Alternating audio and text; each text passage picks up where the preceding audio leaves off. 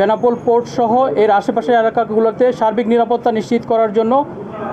অবিরত কাজ করে যাচ্ছে এবং এরই ধারাবাহিকতায় বর্তমান পরিস্থিতিতে সীমান্তবর্তী যে থানাগুলো রয়েছে অন্যান্য সেনাবাহিনী সহ অন্যান্য আইনশৃঙ্খলা রক্ষাকারী বাহিনী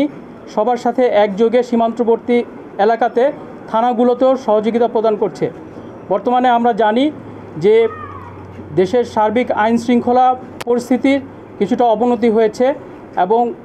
এই সুযোগে বিভিন্ন গোষ্ঠী দল এবং বিভিন্ন লোক চাঁদাবাজি ডাকাতি এবং বিশেষ করে অন্তর্কলহ সৃষ্টি করার মাধ্যমে দেশকে অস্থিতিশীল করার চেষ্টা করতে যাচ্ছে। তবে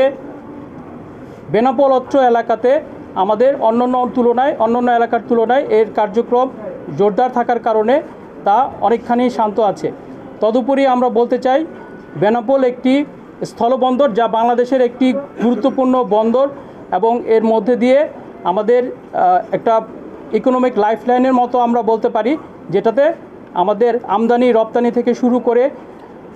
পার্শ্ববর্তী ইন্ডিয়াতে আমাদের লোকজন আসা যাওয়া করছে। তো এই জায়গাগুলোতে আমাদেরকে আরও সচেতন থাকতে হবে এবং সতর্ক থাকতে হবে। স্থানীয় প্রশাসন, পুলিশ, বিজিবি সবাই মিলে আমরা একসাথে কাজ করে যাচ্ছি এবং ভবিষ্যতে কাজ করে যাব এবং আমাদের বিশ্বাস যে উদ্ভূত যে পরিস্থিতি আছে এই পরিস্থিতি আমরা সকলেই একসাথে মোকাবেলা করব এবং যারা আইনশৃঙ্খলা রক্ষার কাজে নিয়োজিত আছেন তারা আমরা সবাই মিলে একসাথে, বিশেষ করে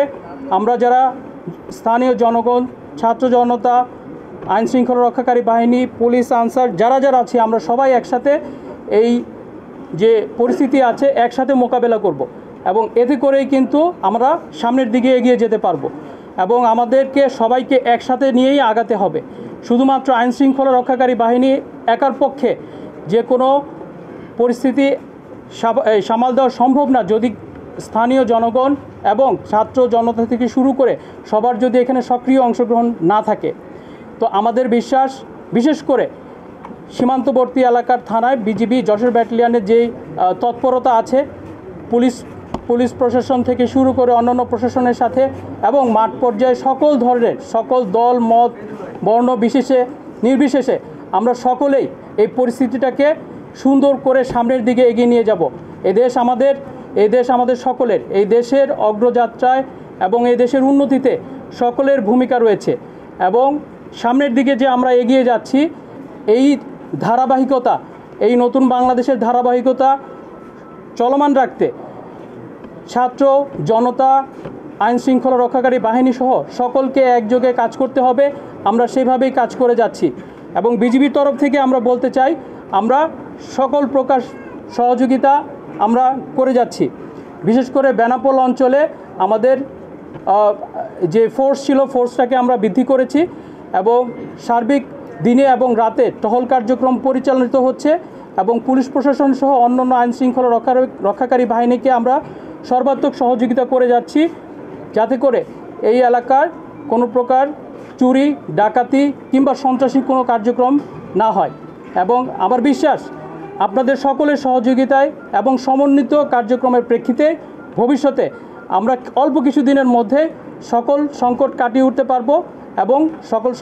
সকল আইনশৃঙ্খলার যে উদ্ভূত পরিস্থিতি হয়েছে সেটা মোকাবেলা করে আমরা সামনের দিকে এগিয়ে যেতে পারবো। আমি অধিনায়ক 49 বিজিবি ব্যাটালিয়ন অধিনায়ক হিসেবে আমি এই কথা বলতে চাই যে বিজিবির তরফ থেকে স্থানীয় সকলের জন্য সকল ধরনের সহযোগিতা সবসময় বলবৎ থাকবে।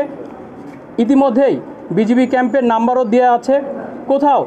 এই অত্র এলাকাতে যদি কোনো প্রকার চুরি ডাকাতি বা অন্য কোনো ধরনের সহিংসতা ঘটনা ঘটে সরাসরি আমাদের সাথে যোগাযোগ করবেন, থানায় যোগাযোগ করবেন। আমরা একই সাথে সবাইকে সাথে নিয়ে যে কোনো ধরনের ধ্বংসাত্মক কাজ, যে কোনো ধরনের চুরি বা ডাকাতি যাই হোক না কেন এই কাজগুলোকে আমরা একসাথে প্রতিহত করব যাতে করে আমাদের যে সামনের দিকে এগিয়ে চলার যেই সামনের দিকে পথ চলা এটা যেন কোনোভাবে বাধাগ্রস্ত না হয় সেদিকে আমরা সকলকে সচেষ্ট থাকব।